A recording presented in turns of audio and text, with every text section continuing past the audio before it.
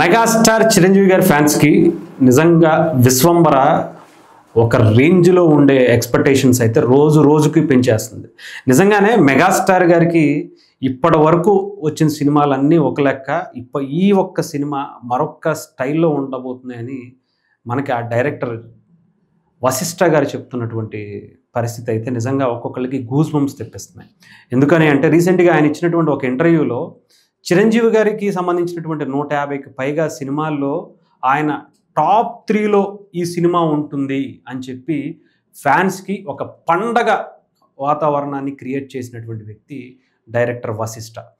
ఆయన ఈ విశ్వంబర సినిమాని జగదేక వీరుడు అతిలోక సుందరి లాంటి సినిమాగా ఉండబోతుంది, దీంట్లో మెగాస్టార్ గారి యాక్టింగ్ కావచ్చు, అనేక సన్నివేశాలు అద్భుతంగా వచ్చాయి అని చెప్పటం, దానికి తగ్గట్టుగా రీసెంట్గా దీనికి సంబంధించినటువంటి లిరిక్స్, సాంగ్స్ ఒక్కొక్కటి బయటకు వస్తుంటే ఒక్కొక్కళ్ళకి ఫ్యాన్స్కి అయితే నిజంగా పూనకాలే తెప్పిస్తుంది.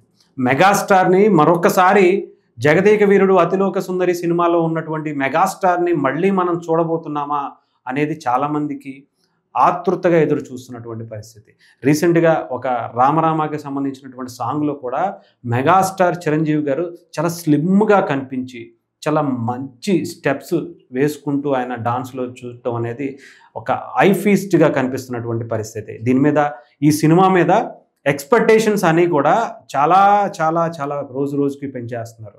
ఈ సినిమాకి ఎప్పుడు రిలీజ్ ఏంటి అనేది చాలామంది ఈగర్గా వెయిట్ చేస్తున్నారు. ఒక పక్క ప్రమోషన్స్లో భాగంగానే చాలా ఫాస్ట్గా దీన్ని అయితే తీసుకొస్తున్నారు. వశిష్ఠ గారు కూడా 1 by 1 కొంతమందికి ఇంటర్వ్యూలు ఇస్తూ కొన్ని లీక్స్ ఇస్తూ చాలా హైప్ని క్రియేట్ చేస్తున్నటువంటి పరిస్థితి అయితే ఉంది. రీసెంట్గా వశిష్ఠ గారు చేసినటువంటి ఈ కామెంట్ అయితే మెగా ఫ్యాన్స్ అందరికీ కూడా ఒక హై ఫీస్ట్ని చూడడం కోసం చాలా ఈగర్గా వెయిట్ చేస్తున్నారు అని చెప్పి చాలా సోషల్ మీడియాతో అయితే విశ్వంబర కోసం నిజంగా మరొక జగదేక వీరుడు అతిలోక సుందరి లాంటి స్టోరీ, సోషియో ఫ్యాంటసీ స్టోరీని ఆయన డిజైన్ చేయటం, అది మెగాస్టార్ గారు చేయటం, అలాంటి అంటే అది కూడా మెగాస్టార్ గారి సినిమాల్లో టాప్ 10లో కూడా కాదు, టాప్ 5లో కూడా కాదు, టాప్ 3లోనే ఈ సినిమా కూడా ఉంటుంది అని చెప్పి ఆయన ధీమా వ్యక్తం చేయడంతో నిజంగా ఫ్యాన్స్ అందరూ కూడా చాలా హ్యాపీగా ఫీల్ అవుతున్నారు. చాలా రోజుల తర్వాత మెగాస్టార్ గారి దగ్గర నుంచి ఒక అద్భుతమైనటువంటి సినిమాని